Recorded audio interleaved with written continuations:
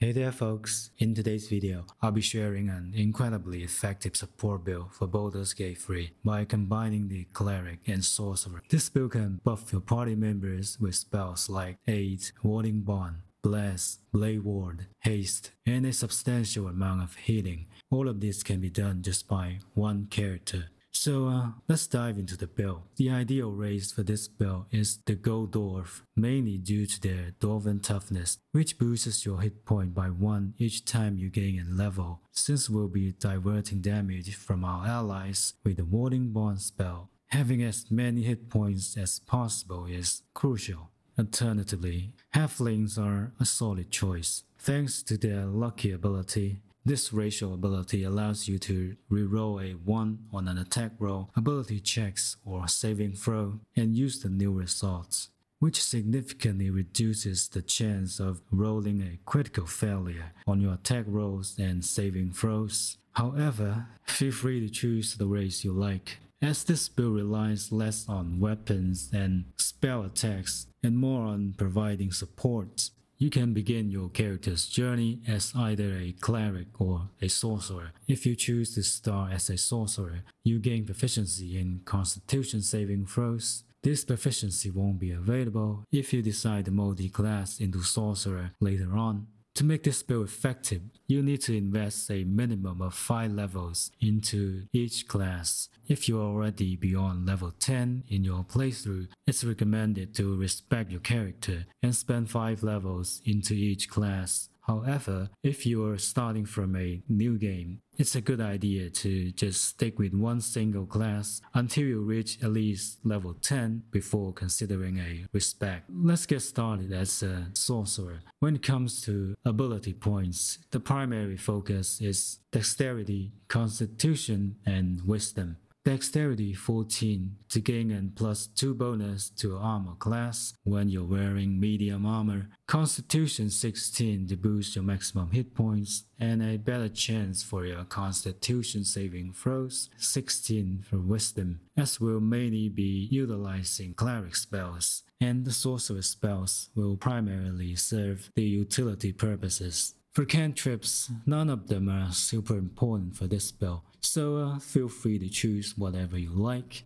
As for level 1 spells, you should definitely take Shield, which significantly enhances your survivability. Additionally, you might consider Fog Cloud, which proves quite useful for stealth and pickpocketing. The enhanced leap will greatly increase your mobility anyway, just make sure you have shield. In terms of choosing a subclass, I recommend Storm Sorcery for this spell. With Storm Sorcery, you gain access to Tempestuous Magic, which allows you to cast Fly as a bonus action until the end of your turn after casting a level 1 spell or higher, and you won't receive any opportunity attacks. This provides fantastic mobility, particularly in early acts of the game. Of course, you can also choose the Wild Magic subclass. With Wild Magic, you can cast spells of level 1 or higher, and you might trigger a random magical effect. These effects can be both beneficial and detrimental, adding an element of unpredictability to your gameplay. If you enjoy a bit of surprise, you may find Wild Magic Sorcerers intriguing. At level 2, you gain access to 2 types of meta magic. With Twin Spell, you can target an additional creature with spells that originally just target 1. For example, if you cast Haste on an ally, you can now extend its benefits to 2 allies using Twin Spell. Another great option is Extended Spell. This meta magic doubles the duration of conditions, summons, and services caused by spells. At level 3, you gain access to level 2 spells. I recommend taking Misty Step. Along with that, you choose another meta magic option. The Quicken spell is undoubtedly powerful, but it comes at the cost of 3 sorcery points per use. As a more practical choice, I recommend the Subtle spell, which allows you to cast spells even when you are silenced. At level 4, you can choose another cantrip and spell. Just be sure to avoid any spells that rely on a charisma modifier, as this build doesn't prioritize charisma. As for the feats, we're going with the Alert, giving you a +5 to initiative and can be surprised. As a pure support build, it is necessary to be the one who acts first in a combat encounter, ensuring that every ally who follows can benefit from your buff. At level 4, you unlock level 3 spells, and the haste is undoubtedly the best option for this spell. You can now use twin spell to twin haste, making it one of the most overpowered support buffs in this game. Moving on, we are delving into the Cleric class, specifically the Life Domain Cleric. This grants you proficiency in medium armor, heavy armor, and shields. Additionally, the Life Domain Cleric offers the Disciple of Light subclass feature, which enhances your healing capabilities. When casting a healing spell, the target regains additional hit points equal to 2 plus the spell's level, making your healing spells exceptionally effective. At Cleric level 2, we gain access to Channel Divinity spells, Turn Undead, and Preserve Life. Preserve Life is an AoE healing spell that restores a huge amount of hit points to your allies, and you can use this spell once per short rest. At Cleric level 3, we gain access to a variety of spells, such as Aid, which allows you to increase your allies' maximum hit points by 5. What's even better is that you can upcast this spell, getting an additional 5 hit points per level. You want to cast this spell every time after a long rest and requires no concentration. Prayer of Healing is a group healing spell, restores hit points of all allies around you, making it an excellent pre-buffing option for your party. Then there's Warding Bond, which bonds you with an ally, providing them with resistance to all damage and +1 bonus to armor class and saving throws. The catch is that every time your ally takes damage, you also take the same amount of damage. However, this spell is crucial for the spell as it requires no concentration and you can bond with as many allies as you like, provided you can withstand the damage. Given the strong healing spells we have, we can certainly handle it. At Cleric level 4, we get to choose another feat, and this time we're going with Tough, which increases our maximum hit points by 2 each level. Because we'll be absorbing a significant amount of damage for our allies, this feat is quite necessary in my opinion. Cleric level 5, we gain another important spell, the Mass Healing Word. It becomes really handy when combined with specific items that trigger effects on healing. At Cleric level 6, we gain another Channel Divinity charge along with a Blessed Healer. This ability allows you to benefit from your own healing spells. When you cast a healing spell of level 1 or higher on another creature, you will gain hit points equal to 2 plus the spell's level. This means that when you cast an AoE healing spell, you also heal yourself multiple times, equal to the number of allies you heal, which is a perfect way to restore a substantial amount of hit points for yourself. For the final level, you have the option to continue leveling up as a cleric or switch back to sorcerer.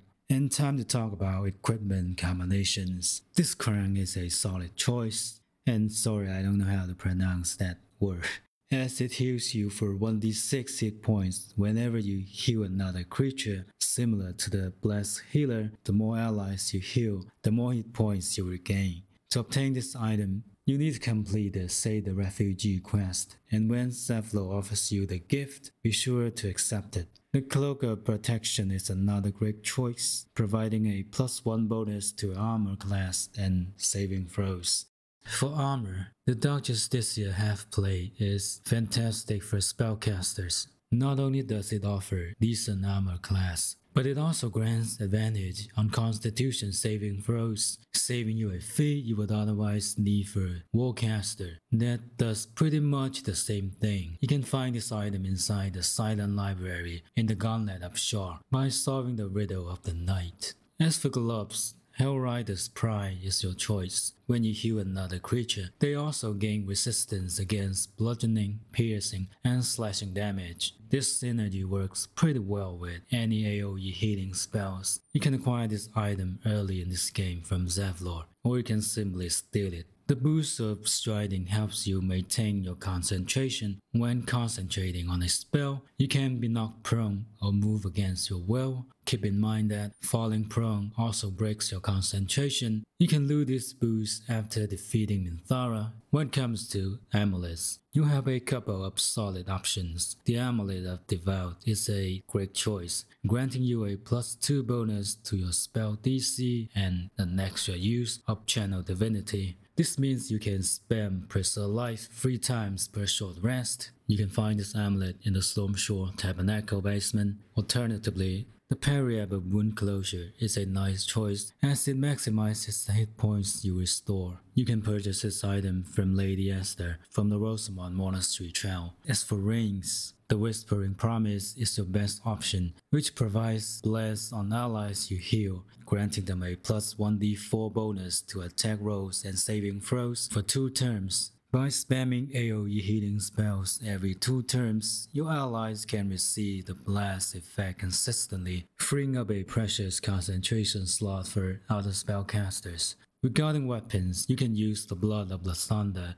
or any other weapon you prefer, cause this spell doesn't rely on weapon attacks. When it comes to shields, I recommend the Adamantine Shield. Even though we won't be using bows, it's still worth having a bow with decent specs. I'll go with the Hellrider's Longbow, which provides a +3 bonus to initiative rolls and advantage on perception ability checks. And let's see how this build works when it comes to combat. And first, after a long rest, you'll want to cast A to increase your own and your allies' maximum hit points using a level 5 or level 6 spell slot. Then cast Warding Bond on your melee characters to grant them resistance against all damage. Feel free to cast it on all your allies if you prefer. Remember that once you bond with an ally, you can only end the connection by completing a long rest or get killed in a battle. Before combat begins, try casting Prayer of Healing to buff your allies with Bless. If you fail to do so, you can still cast it when it comes to your turn, thanks to the Alert feat, which ensures you'll be the first one to act in a combat 9 out of 10 times. Use your bonus action to cast Mass Healing Word, buffing every ally with Blast. Then use your action to twin spell Haste on your melee characters. Then your job is almost done at this point. All you need to do is to spam Preserve Life or Mass Healing Word every 2 turns to keep the blast going. You don't have to worry about the damage that transferred to you thanks to the Wireless Crown, Blast Healer, and Disciple of Life. When you cast one of these AoE healing spells, their effects just interactively proc, restoring a substantial amount of hit points to you. And you also not need to worry about your concentration. With both advantage and proficiency on Constitution saving throws, along with the blast, it is unlikely to break. Unless you're hit by massive damage or you roll 2 critical failures in a row, which still happens to me from time to time. And that's it for today's video. If you found this guide helpful, be sure to give it a like and subscribe for more exciting builds, combat tricks and tactics. Thank you for watching. I'll see you in the next video.